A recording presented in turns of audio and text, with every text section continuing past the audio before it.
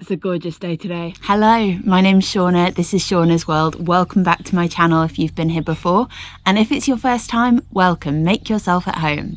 Now, I usually do this bit at the end, but I think a lot of people don't watch videos to the end, so I'm doing it now. So if you do like this video, please give it a like. Leave a comment down below if you have any thoughts or anything to say about it, or any questions, things you'd like to see. I'd love if you subscribe to my channel. I share videos of all things well-being, outdoors, nature, and breathwork, and that's what I'm going to be doing today. Today's video is combining my love of nature and the outdoors and adventure with my passion for the breath. So it's a really exciting one, and I'm really pleased to share it with you. So it's going to focus on how we can simulate altitude training without actually being at altitude.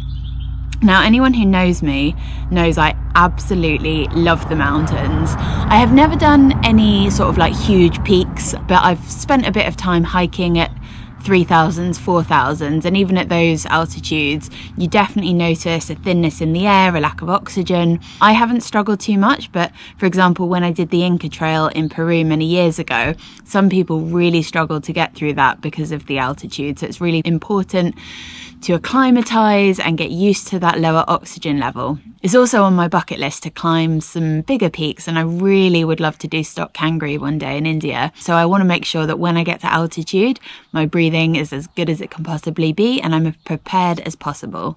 And a lot of people also use altitude training to train for endurance sports. So you've got, for example, the high altitude training camp at Iten in Kenya, which I would love to go to. And you see so many runners from all disciplines training there so that their fitness can be as good as it possibly can for whatever event they have that season.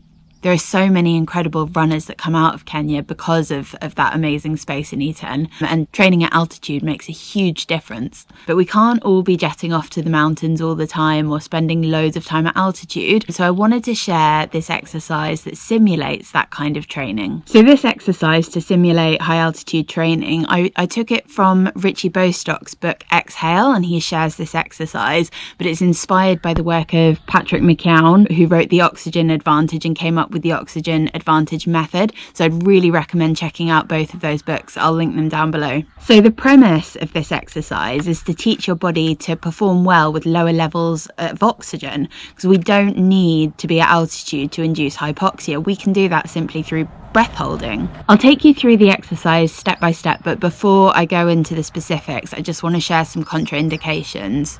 If you're pregnant, or if you have high or low blood pressure, epilepsy, sickle cell anemia, or any heart disease, you must speak to a doctor before doing this exercise. So this is a moving exercise. So I invite you to find a space outside or maybe indoors where you've got a lot of space to kind of pace around for a bit, because we're going to be counting your paces. So just start walking at a normal pace.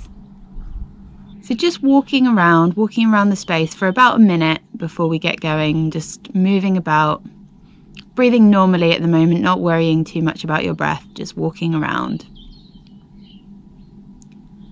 Then after your minute of walking, just exhale. Doesn't need to be a big exhale, just gently breathe out. And at the bottom of the breath where you've exhaled, hold your breath and pinch your nose as you're walking. Pinching your nostrils is the best way to do this, because you can just hold your breath, but sometimes when you do that, you might accidentally sneak in an additional breath, and we want to really make sure we're holding the breath throughout this. Keep walking while holding your breath and count how many paces you can take before you start to feel a medium level of air hunger.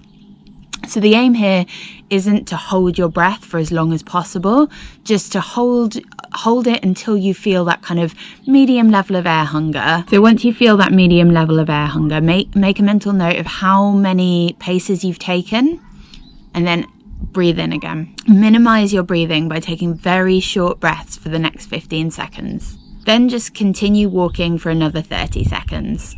Then you repeat this cycle 8 to 10 times. After a few rounds of doing this, maybe after 2 or 3 rounds, you can challenge yourself a bit more with the breath hold and see if you can get more paces in, and leave it until there is a bit more air hunger. You don't want to be pushing right until the very last possible moment, but you can challenge yourself a bit more and see how far you can hold. So I'm just going to recap on those steps so you can go over it as many times as you want. So you walk naturally around the space, then pinch your nose, holding your breath. Count how many paces you can take until you reach a medium air hunger. Release your breath hold and breathe in through the nose. Then take short breaths for 15 seconds. Bring the breathing back to normal and walk for another 30 seconds. You can repeat this exercise 8 to 10 times. After the first couple of rounds, you can hold the breath until you feel a deeper air hunger.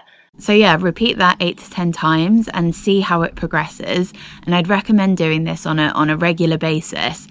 Over time, your body will adapt to those lower oxygen levels and you'll notice the number of paces that you can take should start to increase. This simulates high altitude training and allows your body to perform better with lower levels of oxygen. And that means when you get out on your next big race, run, triathlon, swim, cycle, whatever it is you do, you're going to be able to push a lot harder. It's an amazing exercise. It really does work.